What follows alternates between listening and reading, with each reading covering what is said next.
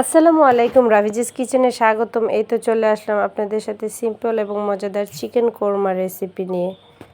প্রথমে আমি চুলায় প্যান বসিয়ে দিলাম, তারপর তেল গরম করে নিলাম। গরম করে পেঁয়াজ কুচি দিয়ে দেব। পেঁয়াজ কুচিটাকে আমি একদম ভাজা ভাজা করে বেরেস্তা বানিয়ে নেব। এই তো অনেক সুন্দর একটা কালার চলে এসেছে। তারপর আমি পেঁয়াজ বেরেস্তাটাকে উঠিয়ে নেব।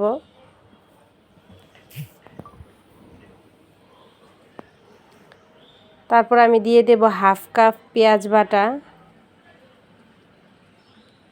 1 চামচ আদা বাটা, হাফ চামচ রসুন বাটা দিয়ে পেঁয়াজ আদা বাটা রসুন বাটাকে একদম তেলের মধ্যে ভাজা ভাজা করে নেব, যাতে সুন্দর একটা ফ্লেভার বের হয়। একটু সময় নিয়ে ভাজা ভাজা করে নিতে হবে। তারপর দিয়ে দেব লং, এলাচ, দারচিনি, তেজপাতা। যেহেতু চিকেন কোরমা রেসিপি, সেই জন্য এলাচ দারচিনির ফ্লেভারটা যাতে একদম স্ট্রং না হয়, সেই জন্য অল্প করে দিতে হবে। তারপর দিয়ে দেব 1 চামচ ধনিয়া গুঁড়া, হাফ চামচ জিরা গুঁড়া দিয়ে আবার মশলার সাথে ভাজা ভাজা করে নেব। চুলার আঁচটা মিডিয়াম রেখে একটু সময় নিয়ে ভাজা ভাজা করে নিতে হবে। তারপর দিয়ে দেব চিকেন, লেবু, লবণ দিয়ে আমি ভালো করে চিকেনটাকে 5 মিনিট ভিজিয়ে রেখেছিলাম। তারপর ধুয়ে পরিষ্কার করে নিয়েছি।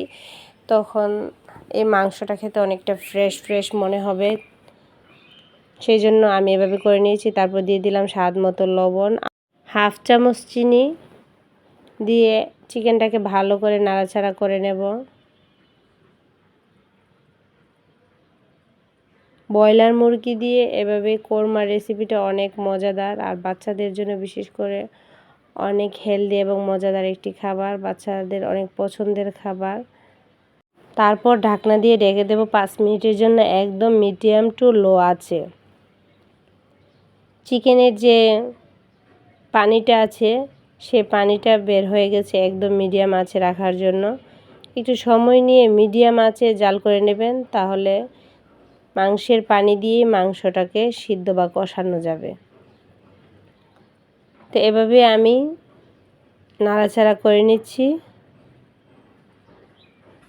তারপর দিয়ে দিলাম বেরেস্তা, জাস্ট ফ্লেভারের জন্য। তারপর আবার কিছুক্ষণ ঢাকনা দিয়ে ঢেকে নিয়েছি, জাল করে নিয়েছি। তারপর এখন কষানো কমপ্লিট হয়ে গেছে, আমি নাড়াচাড়া করে নিচ্ছি। এর সাথে এখন দুধ অ্যাড করে দেব। চাইলে আপনারা কনডেন্স মিল্কও দিতে পারেন বা গরুর দুধ দিতে পারেন। আমি গরুর দুধ দিয়েছি, আমি জাল করে নিয়েছিলাম আগে। সেই গরুর দুধ দিয়ে আমি এই চিকেন কোরমা রেসিপিটা তৈরি করেছি। আর গরুর দুধটা অনেকটা সময় নিয়ে জাল করে নিলে অনেকটা ভালো হয়।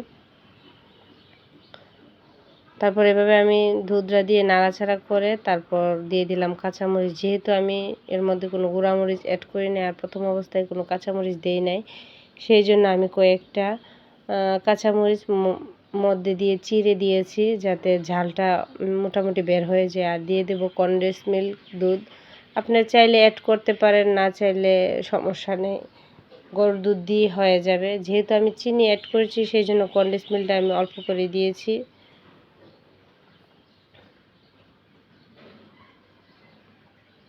তারপর নাড়াচাড়ার মাধ্যমে আমি কনডেন্স মিল্কটাকে ভালো করে মিশিয়ে ঢাকনা দিয়ে ঢেকে জাল করে নেব। 3 থেকে 4 মিনিট পর একদম মিডিয়াম আঁচে আমি জাল করে নিচ্ছি। এই তো বলক আসার পর আমি ঢাকনা উঠিয়ে আবার নাড়াচাড়া করে নিচ্ছি। এভাবেই আমি ঝোলটাকে বা দুধটাকে অনেকটা কমিয়ে নেব। ব্রয়লার মুরগি এত জাল প্রয়োজন হয় না, অল্প জালেই সেদ্ধ হয়ে যায়। তারপর আমি সময় নিয়ে করতেছি।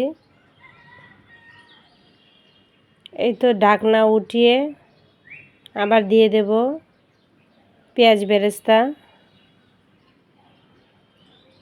অনেকেই পেঁয়াজ বেরেস্তাটা দিতে চায় না, দুধের মধ্যে দিলে কালারটা সাদা থাকে না, কালারটা একটু চেঞ্জ হয়ে যায়।